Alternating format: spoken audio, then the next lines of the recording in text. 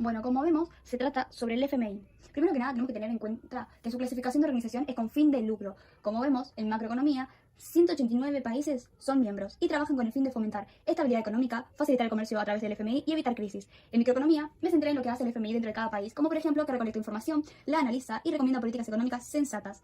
Esto a su vez se lo puede relacionar con la cuota FIM, ya que como vemos, elegí esa foto que representa el mundo entero y como dije anteriormente en macroeconomía, 189 países son miembros. Su cuota sería analizar la situación de cada país, recopilar y analizar sus datos, prestar dinero en épocas de crisis, y eso ayudará a mejorar la economía mundial y aliviar sus crisis. Como meta que tienen es compartir su experiencia con las personas que trabajan dentro y así lograr buenas políticas con el objetivo de obtener un crecimiento económico alto de cada país miembro con el fin de fomentar estabilidad económica, facilitar el comercio y evitando crisis en los países.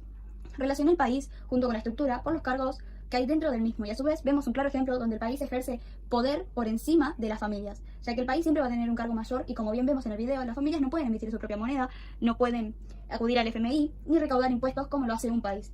En Grecia hubieron cambios en las condiciones de mercado, los cuales fueron rebajas de sueldo, recortes de gastos sociales, aumento de impuestos y una serie de recortes de las jubilaciones. Como vemos en presupuesto, también podemos relacionarlo con las jubilaciones, que bajaron de un 55% a un 60% a lo largo de 10 años. Tenemos el ejemplo de un señor jubilado que pasó de cobrar $1.800 como su jubilación y bajó a $1.050.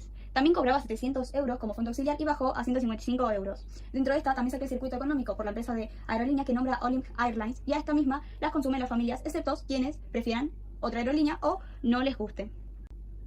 Otra clase de entorno que afecta, pero en este caso tomé lo que sería la empresa de telecom como microentorno, lo que afecta a la misma serían los clientes, proveedores, su competencia y su mercado. Lo que abarca macroeconomía serían los factores económicos, sociales, internacionales y tecnológicos. Esta empresa de telecom la visualicé desde el mismo video, ya que en uno de los cocineros, al final, la nombra. En el caso del Estado y Banco Central relacioné cuando hay un sector privado, que serían los particulares, y un sector público, el cual es el Estado, se produce un desequilibrio y hay dos caminos para llegar al punto de equilibrio. Uno sería reducir el gasto, pero cuando se ajusta el Estado afectan a los privados, ya que algunos de estos le venden al Estado o a sus empleados. Entonces los privados trabajan menos y pagan menos impuestos y eso genera que el punto de equilibrio vuelva a romperse y se vuelva a recortar el gasto del Estado. Otra opción es cobrar impuestos progresivos, es decir, que pagan más impuestos los que más tienen, pero eso al fondo no le convence mucho.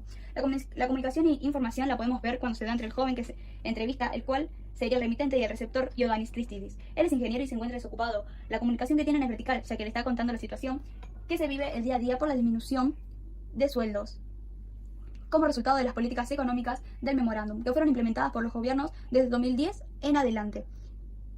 Esto me llevó a relacionar como parte de necesidades la falta de empleo durante el periodo de Cristina Lagarde, ya que el trabajo es una necesidad básica y se necesita para poder sobrellevar nuestras vidas. En 2018, Portugal tuvo responsabilidad social empresarial y financió y pagó la deuda que le debía al FMI, comenzó a crecer y progresar el movimiento, eliminó las políticas de austeridad, pagó su deuda y el país volvió a renacer. Dentro de esta también se puede relacionar con el crecimiento económico y FPP, ya que Portugal logró deshacerse de sus grandes deudas y luego volvió a subir para desarrollar su economía y aumentarla. Dentro de este caso, con Portugal relacioné también la oferta, la demanda y el punto de equilibrio, ya que en este caso la demanda sería el país, porque es el que pide el dinero, y la oferta del FMI, que es quien da, y el punto de equilibrio se da cuando el país disminuye su crisis y logra pagarle al FMI y él mismo recupera la plata y con intereses. Como tipos de bienes relacioné el tomate, ya que es una materia prima, la cual se puede clasificar según su materia, su carácter, su naturaleza, su función y su consumo. Otra materia prima que tomé como su circuito productivo fue el vino, ya que se hace de la uva y tiene todo su circuito productivo, como lo estás viendo. Relacioné también cultura organizacional, dada la situación de los dos compañeros y cocineros a su vez. Ya que, bueno, los conceptos de cultura organizacional los he entendido a la perfección y lo pude relacionar automáticamente.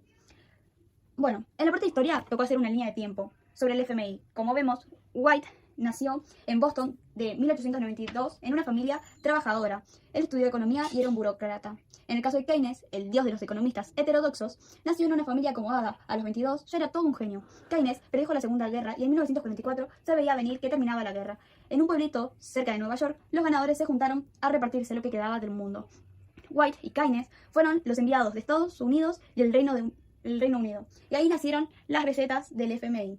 Keynes tuvo la idea de armar un nuevo orden económico mundial que evitara una tercera guerra mundial. Y White le dio forma y también se aseguró de dos cosas. Y así por fin nació el FMI. Tiempo después, Stanley se retiró del FMI al darse cuenta del truco de White. Como vemos, en 1946, John Keynes muere de un infarto y un año después fallece Harry White. Al mismo, su propio país lo borró de la historia, todo para no admitir que su creador era comunista. Elegí esa noticia ya que tenía que ver con el FMI y Argentina, sobre una negociación con el FMI que amplía un espacio para evitar un default.